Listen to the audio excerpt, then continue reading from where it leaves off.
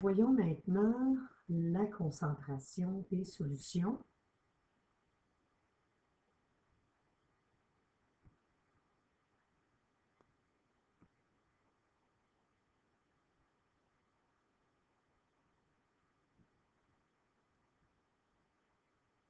La concentration des solutions, ce qui a déjà été vu antérieurement, c'est simplement de, la notion de soluté et de solution. On n'oublie pas qu'une concentration, on la notait par la lettre C, et elle correspondait tout simplement à une quantité de soluté, et le soluté peut être solide, liquide ou gazeux. Donc, c'est tout simplement une quantité de soluté. On peut penser, par exemple, au dioxyde de carbone, le CO2, dissous dans l'eau pour fabriquer, par exemple, les boissons gazeuses. Comme soluté, on peut penser aussi au sel qu'on dissout dans l'eau.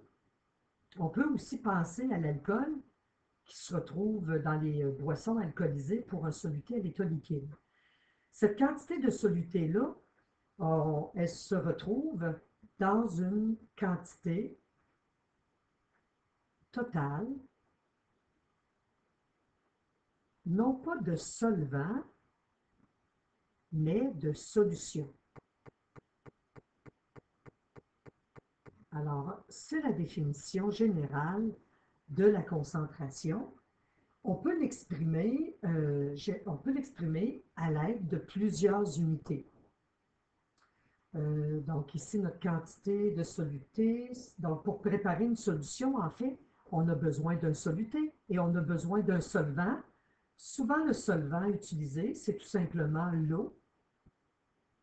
Dans ce cas, nous allons retrouver des solutions aqueuses, par exemple du NaCl que nous allons, donc qui est à l'état solide, que nous allons dissoudre dans l'eau, va se retrouver tout simplement à l'état aqueux.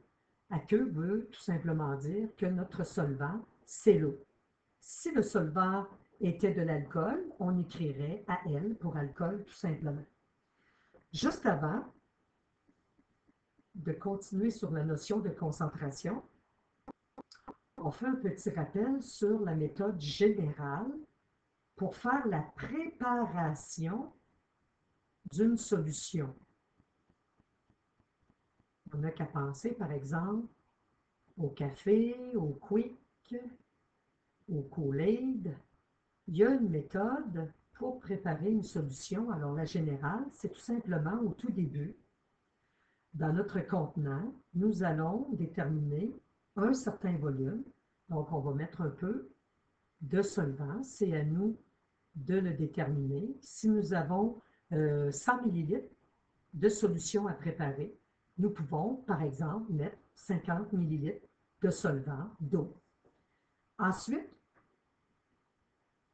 on va mettre à l'intérieur de notre solvant le soluté qui va avoir été préalablement mesuré avec une balance, à l'aide d'une balance. Ensuite, l'étape importante, c'est que nous allons dissoudre le soluté. Une fois le soluté dissous, nous allons tout simplement pas ajouter le volume d'eau qui manque, mais bien plutôt compléter avec le solvant au volume désiré. Au volume de solution désirée, donc au volume désiré. Si on illustre la façon de préparer, tout simplement, nous avons un contenant. Normalement, ça se fait dans des ballons jaugés avec précision, mais juste pour illustrer. Si nous avons au total 100 ml d'une solution, supposons de NaCl, à préparer avec une certaine quantité, alors tout simplement, on commence par mettre moins que 100 ml de solvant. On pourrait, par exemple, mettre 30, 40, peu importe, 30 ml d'eau. Ensuite, ajouter le NaCl qui est solide dans ce volume, le dissoudre et par la suite compléter avec de l'eau jusqu'au volume désiré. Alors, c'est la façon générale de préparer une solution. Maintenant, faisons un petit rappel. Parlons des unités de la concentration. Ce qui a été vu en troisième secondaire, c'est la concentration qui était exprimée en grammes par litre et aussi en pourcentage. Cette année, la concentration va être aussi exprimée en parties par million et aussi en molarité, donc en mol par litre. C'est pour ça que nous avons étudié la notion de mol un peu avant. Alors, comme exemple, nous allons montrer les différents exemples. Donc, comme exemple, si j'ai un contexte pour lequel on me donne, dans lequel on me donne une quantité, par exemple, de sel, 525 grammes de sel qui ont été dissous dans un volume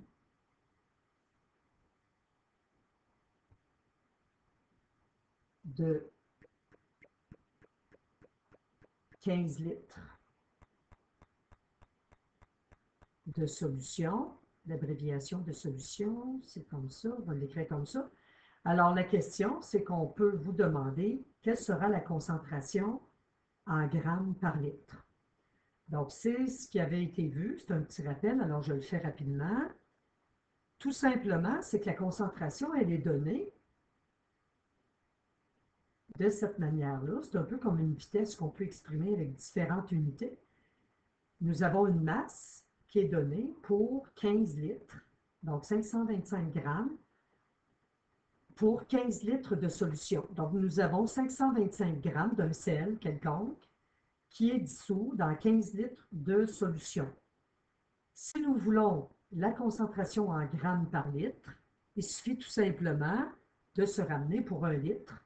On peut faire la petite règle de 3. On peut utiliser aussi la formule qui a déjà été vue, mais on peut faire aussi une correspondance. Nous avons que 525 grammes est dans 15 litres. Donc, dans 1 litre, combien de grammes? Lorsqu'on pose la règle de 3, on met les grammes avec les grammes, les litres avec les litres, ce qui nous donne, par le traitement des unités, 525 grammes multiplié par 1 litre, le tout divisé par 15 litres. Il nous reste donc des grammes et la concentration, donc ça correspond à 35 grammes. Et la réponse finale, tout simplement, de cette concentration-là qui est demandée en grammes par litre, va correspondre à 35 grammes par litre.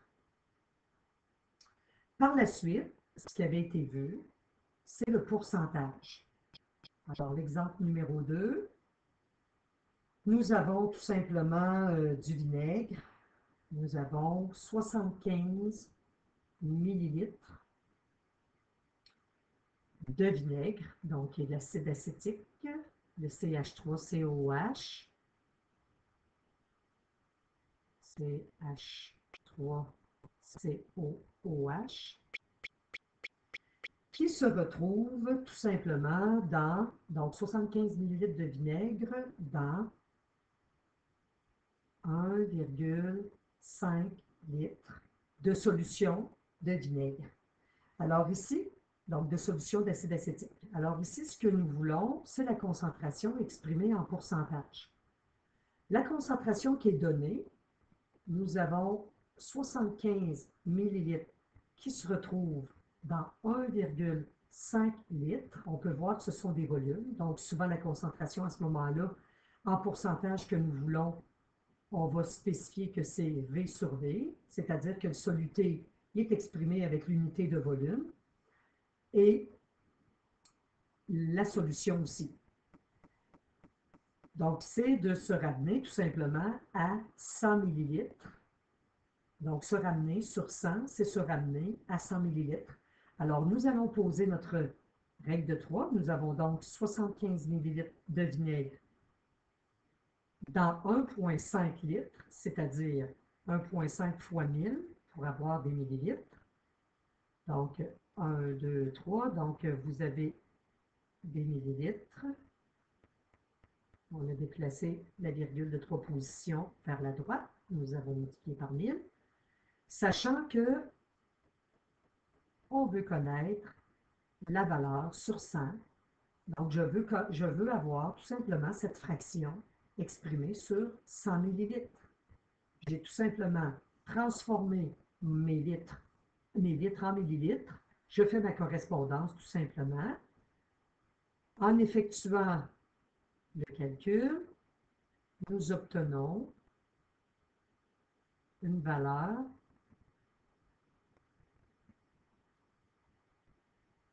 si on fait le traitement des unités, cette valeur correspond à 5 millilitres. La réponse finale, en pourcentage, sera une concentration égale à 5%. Et comme c'est un volume sur un volume, donc V sur V.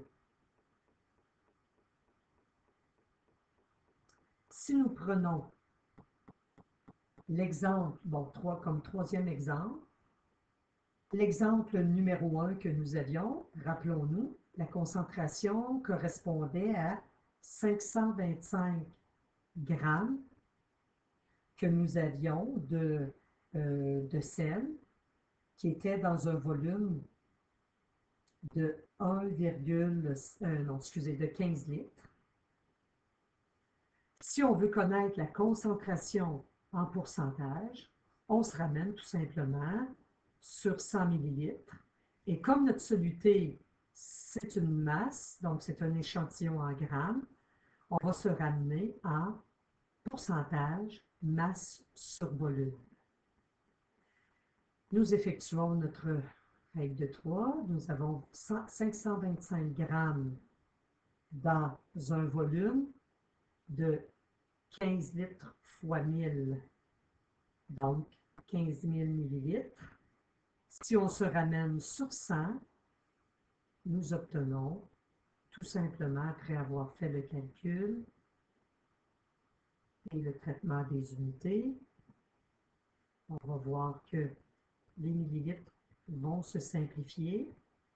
Et voilà, il va nous rester des grammes.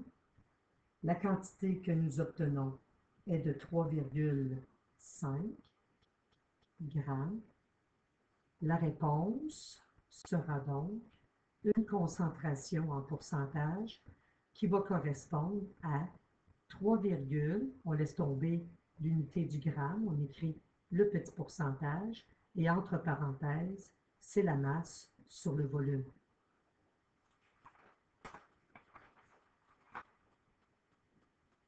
Par la suite, donc ça c'est du déjà vu, c'est un rappel que nous avons fait. Voyons maintenant une unité nouvelle, l'unité ppm, qui correspond tout simplement à des parties par million. C'est une unité qui est souvent utilisée lorsqu'on a de petites quantités, des traces de produits, par exemple toxiques, dans l'eau d'un lac ou d'une rivière. Et donc, cette quantité-là se retrouve dans des cours d'eau et on doit respecter certaines normes. Et ces normes-là, souvent, on les donne en ppm, c'est-à-dire en parties par million. C'est tout simplement comme le pourcentage, mais on se ramène sur 1 million tout simplement. Donc, partie par million, c'est ce que ça veut dire. Donc, une partie de soluté pour 1 million de parties de solution, tout simplement. Nous allons prendre comme concentration qui est donnée une concentration, par exemple, de chlore, de piscine, Donc, on retrouve 150 grammes de chlore de piscine. Donc, en fait, c'est la formule, tout simplement. C'est pas vraiment du chlore qu'on retrouve à l'état naturel. C'est tout simplement un sel de chlore que nous retrouvons. Donc, supposons que nous avons 150 grammes dans tout simplement 53 mètres cubes d'eau. Lorsqu'on parle, par exemple, d'une piscine, donc nous avons 150 grammes que nous allons ajouter à 55 mètres cubes d'eau.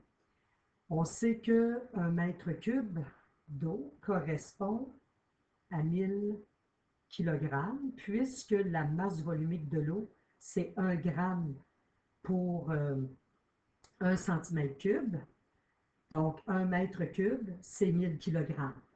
Alors ici, en ppm, c'est tout simplement de ramener sur 1 million, mais les unités, il faut qu'elles correspondent. Alors, j'ai 150 grammes de soluté ajouté à un volume d'eau qui correspond en grammes à 55.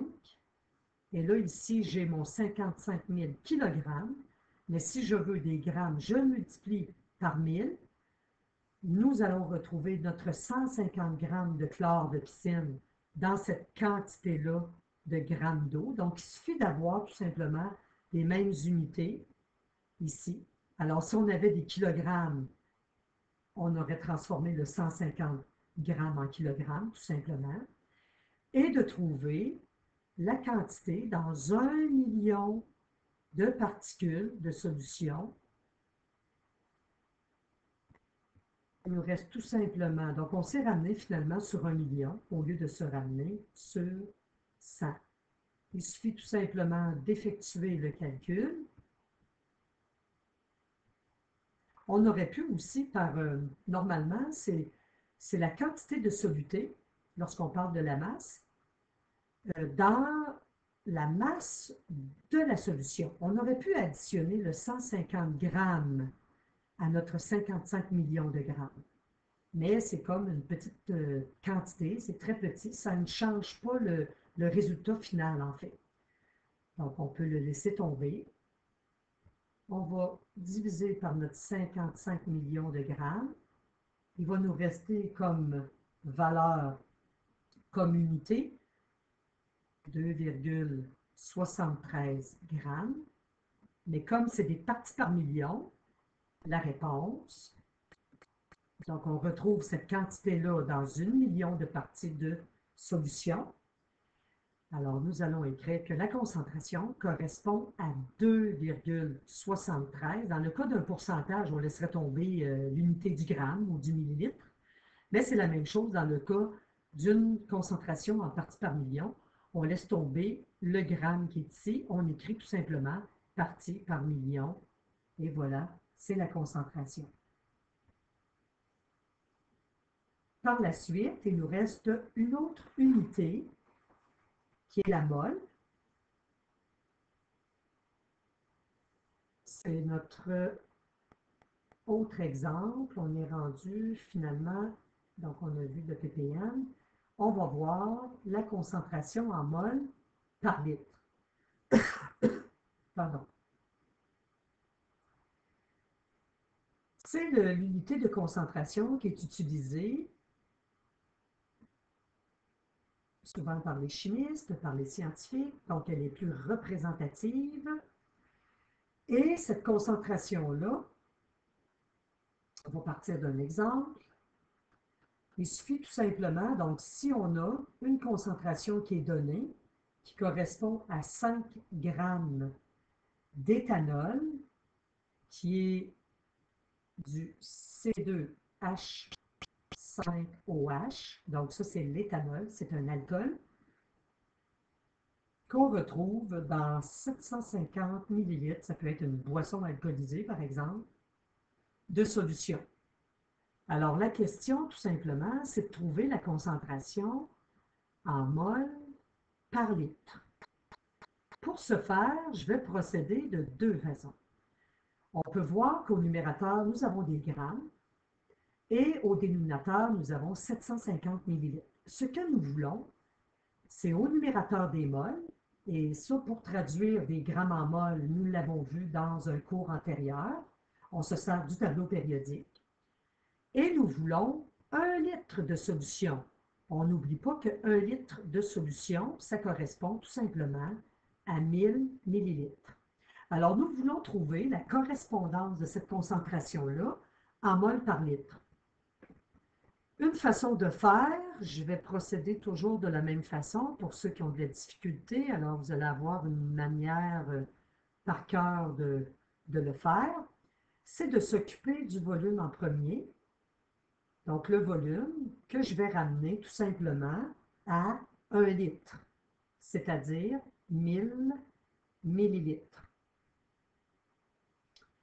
J'ai donc le 5 grammes qui va correspondre à 750 millilitres. Je veux donc le ramener, je vais trouver une fraction équivalente, à 1 litre, donc qui est 1000 millilitres. J'inscris 1000 millilitres. J'aurais pu transformer le 750 millilitres en litres en divisant par 1000, mais je peux aussi écrire au lieu de 1 litre, 1000 millilitres. Ce qui est important, c'est d'avoir les unités en haut et en bas correspondantes qui sont les mêmes. Je veux trouver à combien de grammes ça correspond. Si j'avais 1000 millilitres de solution, on effectue tout simplement le calcul et par le traitement des unités, on peut voir que les millilitres se simplifient. Il nous reste donc, si on arrondit, 6,67 grammes. Donc, la concentration que nous avions au départ, donc le 5 grammes dans 700, nous avions le 7 grammes, le 5 grammes, pardon, dans le 750 millilitres, ben c'est maintenant égal à la fraction 6,67 grammes pour 1000. Alors, c'est équivalent. Nous avons donc la moitié du chemin de fait. Nous avons exprimé la quantité de soluté comme si nous avions un volume d'1 litre. Maintenant, ce qui est très, très simple, et c'est à ça que servait la notion de mol, nous allons pouvoir, comme je disais tantôt, nous avons la moitié du chemin de fait. Nous avons trouvé, il ne faut pas perdre de vue que la concentration molaire, c'est une quantité de soluté en mol sur un volume d'1 litre. Alors, j'ai trouvé en premier le volume d'1 litre. Donc, la correspondance, j'ai combien de grammes dans 1 litre si je vais fabriquer cette solution. Par la suite, ce qui reste à faire, tout simplement, c'est d'utiliser notre masse et de faire, dans un deuxième temps, ce qu'on appelle, entre guillemets, c'est une image, notre traduction de nos grammes en mol. Et cela se fait avec le tableau périodique, étant donné que le tableau périodique nous donne la masse molaire, la masse pour une mole. Alors, 6,67 grammes se traduit combien en mol? La deuxième ligne de la règle de 3, les grammes avec les grammes, les moles avec les moles, nous savons que le tableau périodique nous donne la masse pour une mole, la masse molaire. Donc ici, j'ai une mole. Et notre substance, c'était de l'éthanol, le C2H5OH. Donc, le C2, 2 fois la masse du carbone qui est 12 grammes, plus, par la suite, 5 fois, mais en fait, nous avons 6 atomes d'hydrogène, donc 6 fois 1 gramme, 6 grammes, plus, donc c'est le calcul de la masse molaire que je fais avec tout simplement le tableau périodique, un atome d'oxygène qui est 16 grammes, ce qui totalise une masse molaire de 46 grammes. Si j'effectue le calcul, nous avons 6,67 grammes multiplié par 1 mole, le tout divisé par 46 grammes. Les grammes vont se simplifier. Il va donc nous rester une quantité en mol, 0,145 mol. La réponse finale, nous voulions la concentration en mol par litre. Donc, le 6,67 grammes correspond à 0,145 mol. Nous l'avions le 6,67 grammes pour 1 litre. Donc, nous avons vraiment, pour 1 litre, une concentration molaire qui correspond à 0,145 mol par litre. Les crochets en chimie remplacent tout simplement le mot concentration molaire. Donc, la concentration molaire, si par exemple je veux l'écrire, je peux utiliser les crochets. Et si nous avions de l'éthanol, le C2H5OH, je peux tout simplement écrire C2H5OH de la façon. Donc, les crochets veulent dire tout simplement la concentration molaire de l'éthanol correspond à 0,145 mol par litre. Souvent, sur les contenants des techniciens, on peut retrouver aussi un grand M qui remplace mol par litre, tout simplement. Alors, c'est ce qui termine les 4 façons de voir la concentration d'une solution.